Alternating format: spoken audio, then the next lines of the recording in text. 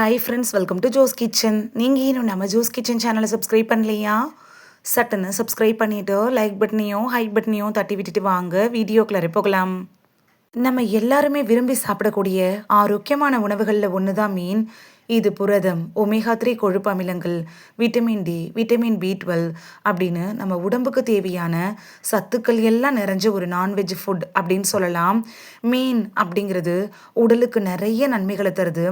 ஆனால் ஆரோக்கியமான மீன் கூட சில உணவோட சேர்த்து சாப்பிட்றப்ப செரிமான பிரச்சனைகள், வயிறு உபாதைகள், அலர்ஜி இது மாதிரியான பிரச்சனைகள் வர்றதுக்கான வாய்ப்பு இருக்கு.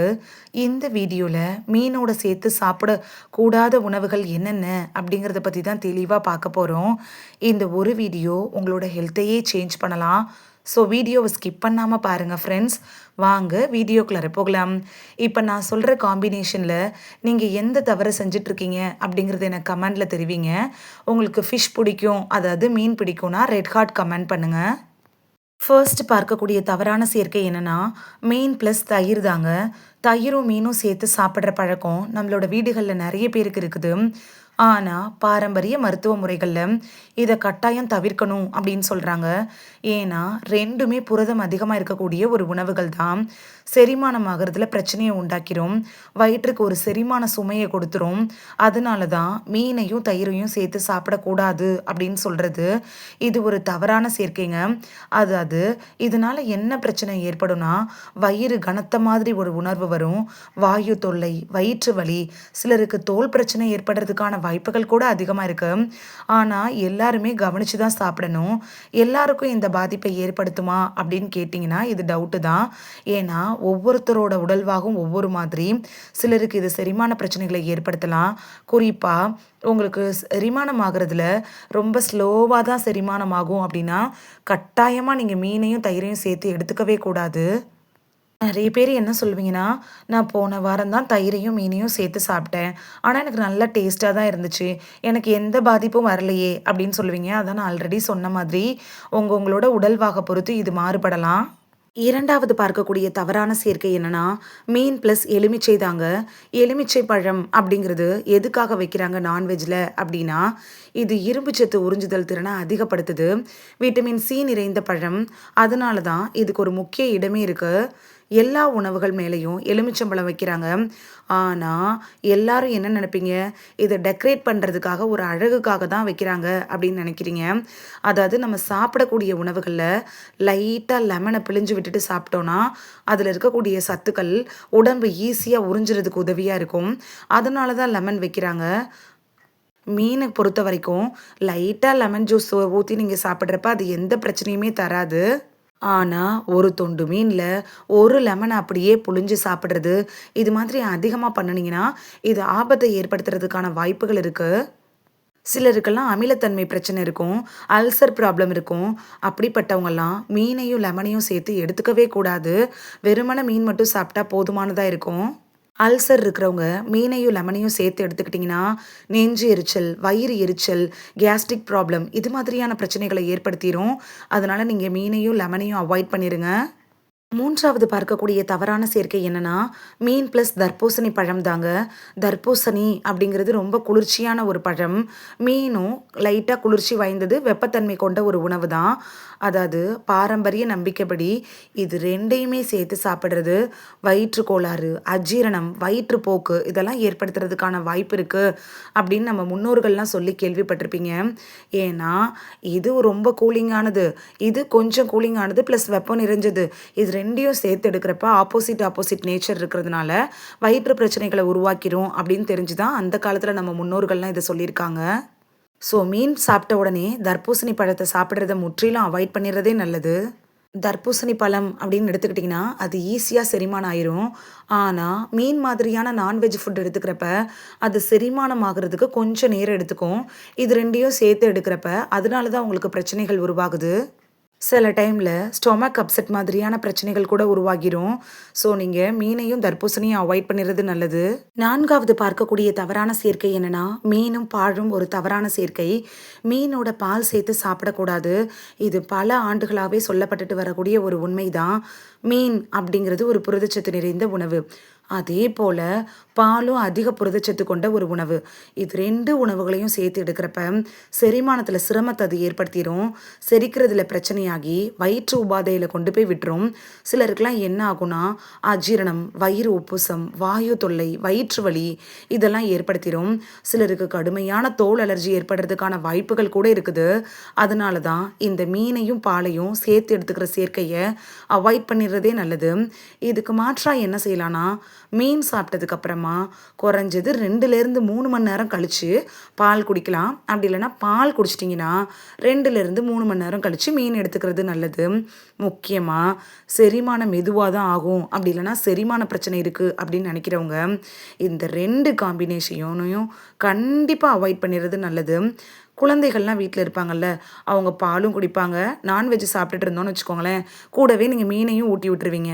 இனிமேல் அந்த மாதிரிலாம் பண்ணாதீங்க. இது அவங்களோட செரிமான தன்மையை பாதிக்கிறதுக்கான வாய்ப்புகள் இருக்கு. 5வது பார்க்கக்கூடிய ஒரு தவறான சேர்க்கை என்னன்னா, மீன் ப்ளஸ் இனிப்பு வகைகள் தாங்க. மீன் சாப்பிட்ட உடனே ஜிலேபி, லட்டு, கேக்கு, ஐஸ்கிரீமு இது மாதிரி அதிக சர்க்கரை இருக்கக்கூடிய உணவுகளை சாப்பிட்றத அவாய்ட் பண்ணிடுறது நல்லது. என்ன பண்ணுன்னா, உடனடியாக செரிமான சமநிலையில் இருக்கும்ல, அதை பாதிச்சிரும். அதனால இதை தவிர்த்துறதே ரொம்ப நல்லது. இதனால என்ன பாதிப்புகள் ஏற்படும் அப்படின்னு பார்த்தோன்னா, உடல்ல சோர்வு ஏற்படும், வயிறு கனத்த ஒரு உணர்வு கொடுத்துரும், அஜீரணத்தை ஏற்படுத்துரும். நீங்கள் தனித்தனியாக சாப்பிட்றது ரொம்பவே நல்லது. அதாவது இடைவெளி விட்டு எடுக்கணும். மீன் சாப்பிட்டுட்டு 1/2 மணி நேரம் கேப் விட்டுட்டு நீங்கள் எந்த ஒரு ஸ்வீட்டோ ஐஸ்கிரீமோ எடுத்துக்கலாம். அதே மாதிரி ஐஸ்கிரீமோ ஸ்வீட்டோ ஃபஸ்ட்டு சாப்பிட்டுட்டிங்கன்னா 1/2 மணி நேரம் கழித்து மீன் எடுத்துக்கிறது நல்லது. முக்கியமாக இப்போல்லாம் கல்யாண வீடுகளில் நான்வெஜ்ஜில் எல்லா ஐட்டம்ஸும் வைக்கிறாங்க. அதாவது சிக்கன், மட்டன், ஃபிஷ் எல்லாம் வைப்பாங்க. இதை சாப்பிட்டுட்டு உடனே நீங்கள் வெளில வந்து ஐஸ்கிரீம் சாப்பிடாதீங்க. அதாவது ஒரு 1/2 அன் ஹவர் டைம் விட்டுட்டு அதுக்கப்புறமா நீங்கள் ஐஸ்கிரீம் எடுத்துக்கிறதே நல்லது. இந்த காம்பினேஷன் ரொம்ப தவறான சேர்க்கைங்க. 6வது பார்க்கக்கூடிய தவறான சேர்க்கை என்னன்னா, மீன் ப்ளஸ் ஆர்ட்டிஃபிஷியல் கூல்ட்ரிங்க்ஸ் தாங்க. அதாவது மீன் சாப்பிட்டதுக்கப்புறம் கடைகள்லலாம் மீன் சாப்பிட்டுட்டு கோக் குடிக்கிறது, இது மாதிரி செய்கிறதெல்லாம் ஒரு தவறான சேர்க்கை. ஏன்னா, நான்வெஜ்ஜில் மீன் அது மாதிரியான உணவுகள்லாம் ஒரு ஹெவியான ஃபுட்டு. அது சாப்பிட்ட உடனே செரிக்கணும் அப்படிங்கிறதுக்காக சிலர் என்ன பண்ணுவாங்கன்னா, 7அப், கொக்கோகோலா இந்த மாதிரியான கூல்ட்ரிங்க்ஸ் சாப்பிட்றோம். எதுக்கு சாப்பிட்றோன்னா, செரிமானம் வேகமாகணும் அப்படின்னு நினச்சிட்டு சாப்பிட்ருவோம். அது கிடையவே கிடையாது. காரணம் என்னன்னா, குளிர்ச்சியான பானங்கள் இருக்குல்ல, இது செரிமான செயல்பாட்டை மெதுவாக தான் ஆக்குமே தவிர சீக்கிரமாக செரிமானம் ஆக உதவாது. நம்மளா அப்படி தவறாக நினச்சிட்டு இந்த மாதிரி சாப்பிட்றோம். இதனால என்ன பிரச்சனை ஏற்படும்னா, வயிறு உப்புசம், வாயு தொல்லை, அஜீரணம் இது மாதிரியான பிரச்சனைகள்லாம் உண்டாக்கிடும். இதுக்கு மாற்று வழி இருக்கா அப்படின்னு கேட்டிங்கன்னா கண்டிப்பாக இருக்குது. ஒரு ஹெவியான மீன் சாப்பாடு சாப்பிட்டிங்கன்னா 1 கிளாஸ் வெதுவெதுப்பான சுடு தண்ணி குடிக்கலாம். இல்லைன்னா சுடு தண்ணியில் 1/2 லெமன் பிழிஞ்சு விட்டு கூட குடிக்கலாம். உப்பு போட்டு குடிங்க, சர்க்கரை சேர்க்க வேணாம், நல்ல செரிமானம் ஆகிரும். 7அப்பு, கோக்கு இது மாதிரியான ஆர்ட்டிஃபிஷியல் கூல்ட்ரிங்க்ஸ் அவாய்ட் பண்ணிடுறதே நல்லது. 7வது பார்க்கக்கூடிய தவறான சேர்க்கை என்னன்னா, மீன் ப்ளஸ் டீ அப்படி இல்லைன்னா காஃபி தாங்க. நிறைய பேர் என்ன பண்ணுறாங்கன்னா, மீன் சாப்பிட்ட உடனே டீ, காஃபி குடிக்கிறாங்க. இது நல்லதே கிடையாது. மீனுங்கிறது ஒரு புரோட்டீன் ரிச் ஃபுட்டுங்க. டீ, காஃபி குடிச்சிங்கன்னா அந்த மீனில் இருக்கக்கூடிய ஊட்டச்சத்துக்கள் உடலால் உறிஞ்ச முடியாமல் போயிடும். டீ, காஃபியில் டானின் அப்படின்னு சொல்லக்கூடிய ஒரு சேர்மம் இருக்குது. இது மீனில் இருக்கக்கூடிய ஊட்டச்சத்துக்களை உறிஞ்ச விடாமல் பண்ணிடும். இதனால என்ன பாதிப்பு வரும் அப்படின்னு பார்த்தீங்கன்னா, மீனில் இருக்கக்கூடிய ஊட்டச்சத்துக்கள் உள்ளார போலனா அப்புறம் மீன் சாப்பிட்டு என்ன பலன் இருக்குங்க? ஒரு பலனுமே இல்லைல்ல. அதுக்கு பதிலாக நீங்கள் என்ன பண்ணலான்னா, மீன் சாப்பிட்டுட்டு குறைஞ்சது 1 மணி நேரம் கழித்து டீ, காஃபி குடிக்கலாம். ஒருவேளை டீ, காஃபி குடிச்சிட்டிங்கன்னா 1 மணி நேரம் கழித்து மீன் சாப்பிட்றது நல்லது. அடுத்து மீன் சாப்பிட்றப்ப செய்ய வேண்டிய சில விஷயங்களை பார்த்துடலாமா? நல்லா சமைச்ச மீன்களை மட்டும்தான் சாப்பிடணும். பாதி வேக வச்சு அந்த மாதிரிலாம் சாப்பிடாதீங்க. நல்லா வேக வச்சுட்டு சாப்பிட்றது நல்லது. அதுதான் நம்ம உடம்புக்கும் ரொம்பவே நல்லது. அதே மாதிரி மீன் வாங்குறப்ப கொஞ்சம் ஃப்ரெஷ்ஷாக இருக்க மீனாக பார்த்து வாங்கிக்கோங்க. மீன் உங்களுக்கு ரொம்பவே பிடிக்கும்னாலும், மீன் சாப்பிட்றதுக்கு முன்னாடியும் அளவுக்கு மிஞ்சினால் அமுதமும் நஞ்சு அப்படிங்கிற பழமொழியை ஞாபகத்தில் வச்சுட்டு மீன் எடுத்துக்கிறது நல்லது. மீன் சாப்பிட்டதுக்கு அப்புறமா நிறைய தண்ணி குடிங்க. உடனே தண்ணி குடிக்காதீங்க. ஒரு 1/2 அன் ஹவர் கழித்து தண்ணி குடிக்க ஆரம்பிங்க. யாரெல்லாம் இந்த மாதிரியான தவறான சேர்க்கையை முற்றிலுமா அவாய்ட் பண்ணிடணும் அப்படிங்கிறத பார்த்துடலாமா? அல்சர் இருக்கிறவங்க, செரிமான பிரச்சனை இருக்கிறவங்க, சாதாரணமான உணவுகள சாப்பிட்டாலே எனக்கு செரிமானம் ரொம்ப ஸ்லோவா தான் இருக்கும் அப்படின்னு நினைக்கிறவங்க, குழந்தை, வயதானவர்கள், கர்ப்பிணி பெண்கள், மீன் சாப்பிட்டா அலர்ஜி வரும் அப்படின்னு நினைக்கிறவங்க, சிலருக்கு ஒவ்வாமைலாம் வரும். அது மாதிரி இருக்கிறவங்க, நாள்பட்ட நோய்களுக்காக ட்ரீட்மெண்ட் எடுத்துட்டு இருக்கிறவங்கலாம், இந்த தவறான சேர்க்கைய கண்டிப்பா அவாய்ட் பண்ணிடுறதே நல்லது.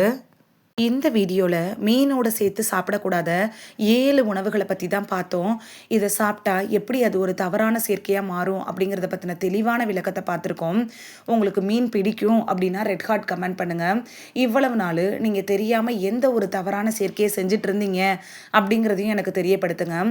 இந்த வீடியோ உங்களுக்கு பிடிச்சிருந்துச்சுன்னா லைக் பட்டனையும், ஹைப் பட்டனையும் தட்டி விடுங்க.